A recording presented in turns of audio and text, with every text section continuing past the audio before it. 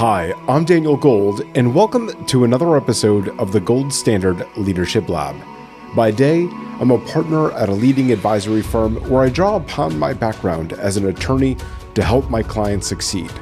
This podcast, though, is my personal project, completely separate and apart from my day job, yet driven by the same passion that I bring to everything that I do: teaching, mentoring, and sharing simple, impactful lessons that you can put into action. It is my hope that you'll walk away with practical takeaways to help you on your leadership journey. Thanks for being a part of this community and for joining me in the Leadership Lab. Let's get started.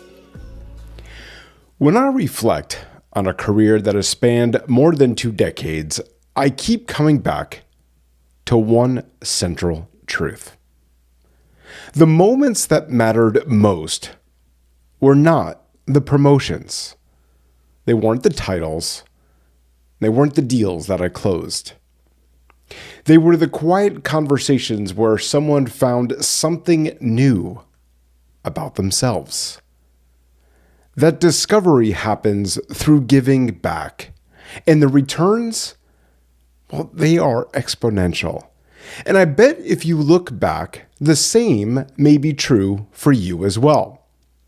When I mentor someone, whether officially or in a passing chat, I am not there to provide them with answers.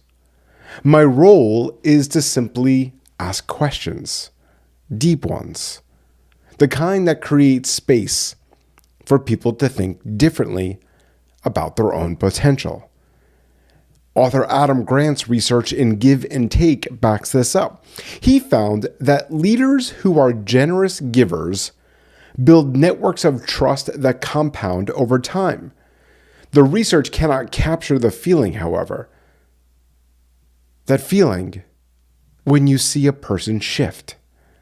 When a question you asked months ago suddenly clicks and changes that person's trajectory. I have watched mentees ask for promotions they never thought they deserved. I have seen clients transform their own teams using frameworks we explored together.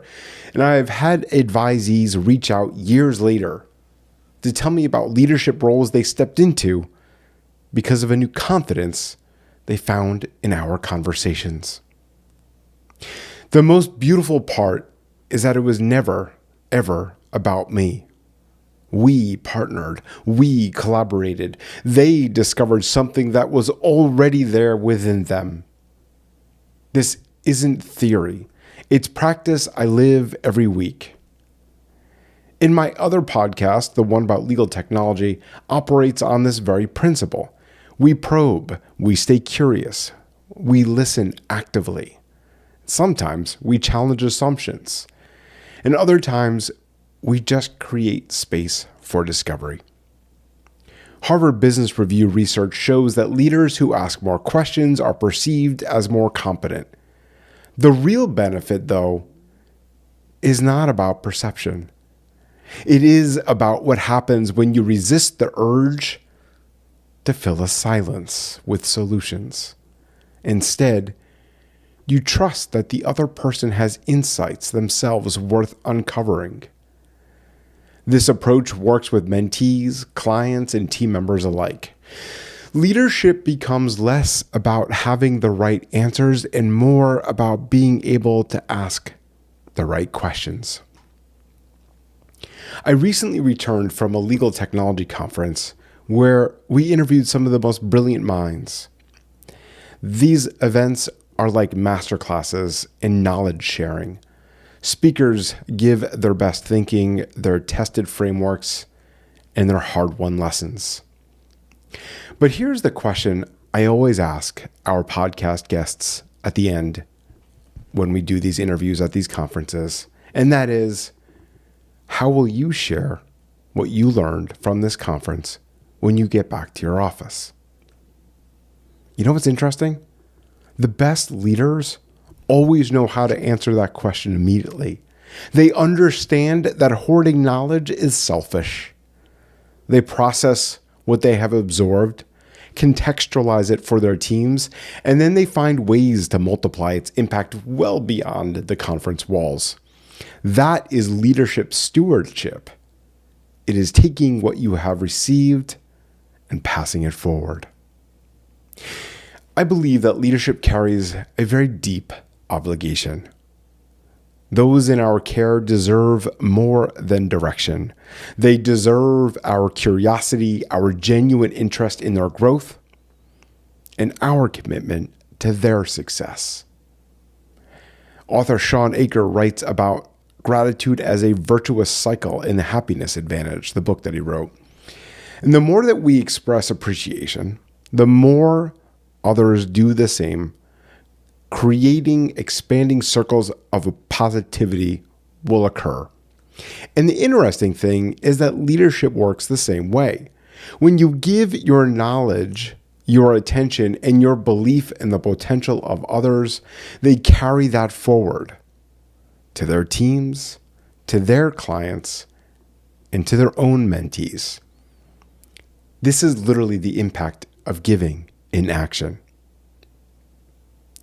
And if this message resonates, here's 3 things that you can do today.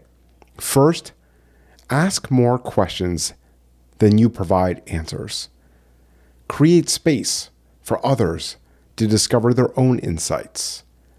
Next, share what you learn, whether it's from a conference, a book, an article that you read, a podcast like this one, or your own experience. Find ways to pass valuable knowledge to your team. And finally, I really encourage you to see leadership as stewardship. Your role is not to hoard expertise, but to multiply its impact through others. The leaders that we remember most, the leaders that I remember the most, are not those who accumulated the most, but those who gave the most away.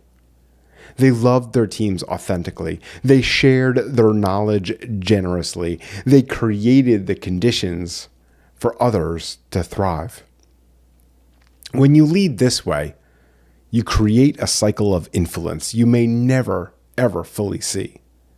But somewhere down the line, someone will actually trace their breakthrough back to a question that you asked, a belief that you shared, or a moment when you chose to invest in their potential rather than showcasing your own expertise.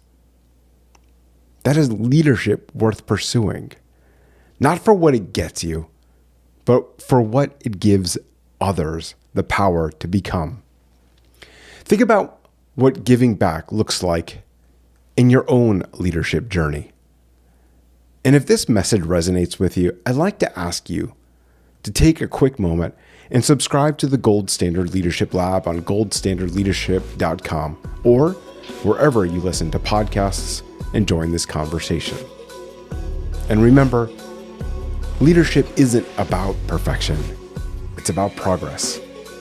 Take this lesson, put it into action, and continue setting the gold standard in your own life and at work. See you all next time.